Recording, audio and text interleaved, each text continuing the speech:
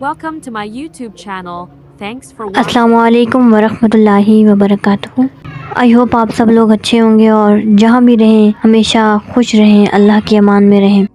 दोस्तों, हम पिछली वीडियो में बात कर रहे थे कि कुरैश ने काबा को फिर से तामीर करने का इरादा किया तो उन्हें कई रुकावटों का सामना करना पड़ा। काबा खुदा का घर था, इसका गिराना कोई आसान काम नहीं था। अब्राह का इबरतनाक अंजाम उन्होंने अपनी आंखों से देखा था। ये खौफ उन्हें बार बार परेशान कर रहा था कि कहीं काबा को गिराकर वो ग़ज़ब इलाही का शिकार न हो जाए। काबा को नया तामीर करते करते कहीं उनके घरों की ईंट से ईंट न बजा दी जाए। और दोस्तों, काबा के अंदर जो कुआं था उसमें से एक खौफनाक असदा कभी कभी निकला करता और काबा की दीवार पर चढ़ जाता, तो इसका डर भी उन्हें कोई इकदाम करने से रोकता था। एक रोज असदा हस्बे आदत दीवार पर लेटा हुआ था कि फजा से एक परिंदा झपटा और उसको उचक कर ले गया। ये मंजर देखकर कुरैश की एक परेशानी तो दूर हो गई, उसको उन्होंने ताइज़ी समझा।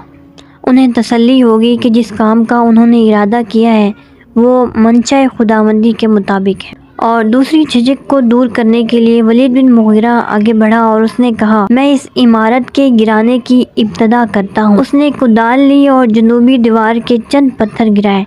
वो पत्थर भी गिरा रहा था और ये दुआ भी मांग रहा था कि ऐ अल्लाह, हमें खौफजदा ना करना। ऐ अल्लाह, हम सिर्फ खैर का इरादा रखते हैं। लोगों ने कहा, अगर रात बखैरियत गुजर गई तो हम समझेंगे कि इस मामले में हमें अल्लाह ताला की रज़ा हासिल है, वरना इन गिरे हुए पत्थरों को उठाकर उनकी जगह पर रख देंगे और अपने इस इरादे को ख़त्म कर दें। चनाचा रात खैर गुजर गई। सब लोगों ने मिलकर काबा की पहली खस्ता इमारत को मुनहदिम कर दिया। तामीर काबा के लिए उन्होंने तकसीम कार के असूल पर अमल किया।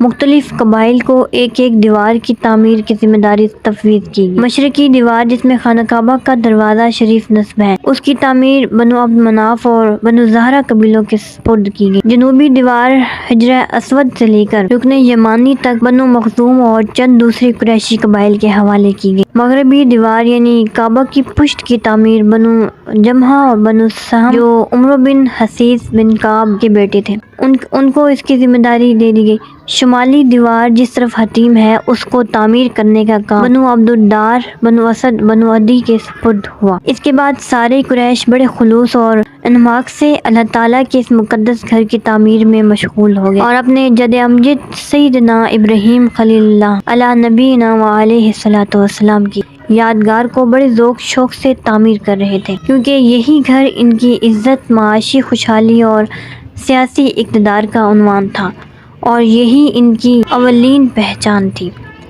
लेकिन उन्होंने बहुत जल्द महसूस कर लिया कि तामीर का जो साजो सामान उन्होंने इकट्ठा किया है, इससे वो इन बुनियादों पर काबा की तामीर नहीं कर सकेंगे जिन बुनियादों पर हज़रत इब्राहीम ने इसको तामीर किया था। मज़ीद सामान फराहम करने की उनमें सकत नहीं थी। उनके लिए इसके बगैर चारा ना था कि वो असली रकबे में से कुछ रकबा निकाल दें और जितने तौलो अर्ज़ पर छत डालने का उनके पास सामान है, इस पर छत डाल दें और बकिया रकबा की छोटी दीवार से हद बंदी कर दें, ताकि तवाफ़ करने वाले काबा के सारे रकबे का तवाफ़ कर सकें। यहाँ पर दिल में ये खलश पैदा होती है कि मक्का में तो बड़े बड़े रोसा और ताजिर मौजूद थे। एक एक शख्स ऐसा एक मकान तो क्या बड़े से बड़ा महल भी तामीर करना चाहता तो बआसानी कर सकता था। ये कोई ऐसी कमी ना थी जिसे सारे मक्का वाले भी मिलकर पूरा ना कर सकते। और दूसरी बात कि दूसरे अरब कबाइल से भी माली ताउन की अपील की जा सकती थी। सब के सब हरम काबा की दिली अकीदतमंद थे। इन हालात में ये कैसे बावर कर लिया जाए कि सरमाया की कमी के बायस काबा अपने असली बुनियादों पर तामीर ना हो सका। इसके लिए गुजारिश है कि बेशक मक्का में साहिब सरवत लोग मौजूद थे जिनके तिजारती कारवां यमन से शाम तक आते जाते थे, लेकिन उनकी दौलत का बेशतर हिस्सा नाजायज़ ज़राए से कमाया हुआ था। सूद खोरी, कुमारबाजी, डाका जनी, लूट मार की कमाई से उनका सारा सरमाया मुलविस था। और तामीर काबा का काम शुरू करने से पहले उन्होंने ये तय किया था कि वो इसमें सिर्फ़ और सिर्फ हलाल माल खर्च करेंगे।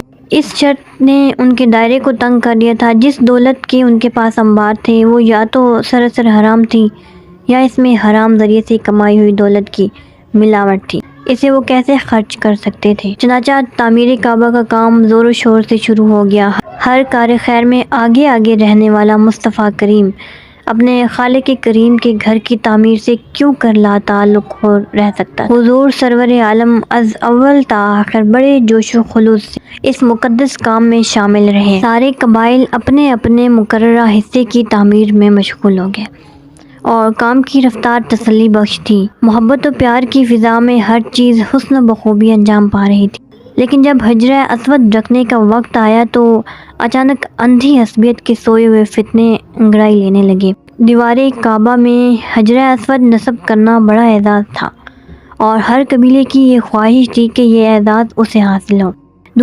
دوسرے قبائل اگر خوشی سے اس کے حق دستبردار ہونے پر آمادہ نہ ہوں تو وہ بزور شمشیر بھی یہ اعزاز حاصل کر کے رہے گا۔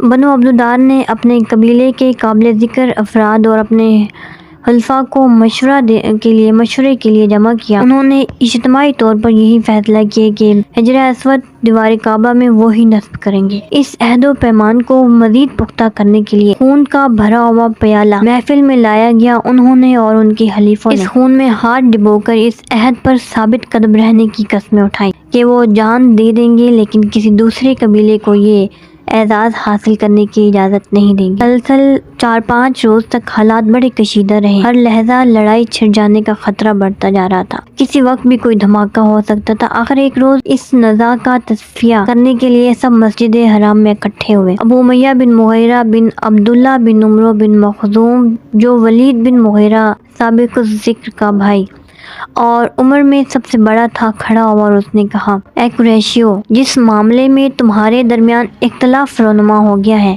اس کا فیصلہ کرنے کے لیے اس شخص کو اپنا حکم بنا لو جو کل سب سے پہلے اس مسجد کے دروازے سے داخل ہو۔ اس بات پر سب متفق ہو گئے۔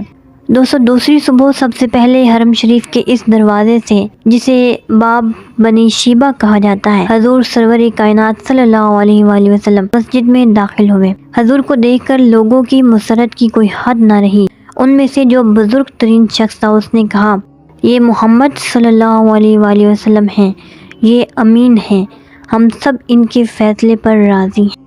جب حضور علیہ السلام ان کے نزدیک پہنچے تو انہوں نے سارا ماجرا عرض کیا۔ حضور نے ان کی عرضداشت کو قبول کرتے ہوئے فرمایا، میرے پاس ایک چادر لے آؤ۔ وہ چادر لے آئے۔ حضور نے اس چادر کو زمین پر بچھایا اور اپنے دست مبارک سے حجرہ اسود کو اٹھا کر چادر کے درمیان میں رکھ دیا۔ ہر قبیلے کے ہر خاندان کے ایک سردار کو بلایا اور فرمایا، سب مل کر اس چادر کو پکڑ لو اور پتھر کو اٹھا کر لے آؤ۔ سب نے اس چادر کو تھام لیا۔ جب وہ اس مقام پر پہنچے جہاں حجرہ اسود نصب کرنا تھا تو حضور نے اپنے یمن و برکت والے ہاتھوں سے اسے اٹھایا اور دیوار میں اس کے مقررہ مقام پر رکھ دیا۔ اس طرح اس مقدس کام میں شرکت کا فخر بھی سب کو حاصل ہو گیا اور فتنہ فساد کے بھڑکنے والے شعلے اپنی موت آپ مر گئے اور سب کے دلوں میں مسرت و شادمانی کی لہر دوڑ گئی۔ صلی اللہ تعالی علی قلبہ الطاہر وعلی آلہ وصحبہ وسلم۔ اس طرح کعبہ کا کام جو کئی روز تک تعطل کا شکار رہا تھا ایک نئے ذوق و شوق سے شروع ہو گیا۔ دوستو، آج کی ویڈیو کو میں یہیں پر اینڈ کرتی ہوں اور جو نیو آئے ہیں میری ویڈیو پر ان سے ریکویسٹ ہے کہ وہ میرے چینل کو سبسکرائب کرنا مت بھولیں اور مجھے سپورٹ کرتے رہیں۔ تھینک یو سو مچ۔ اللہ حافظ۔ Subscribe for more.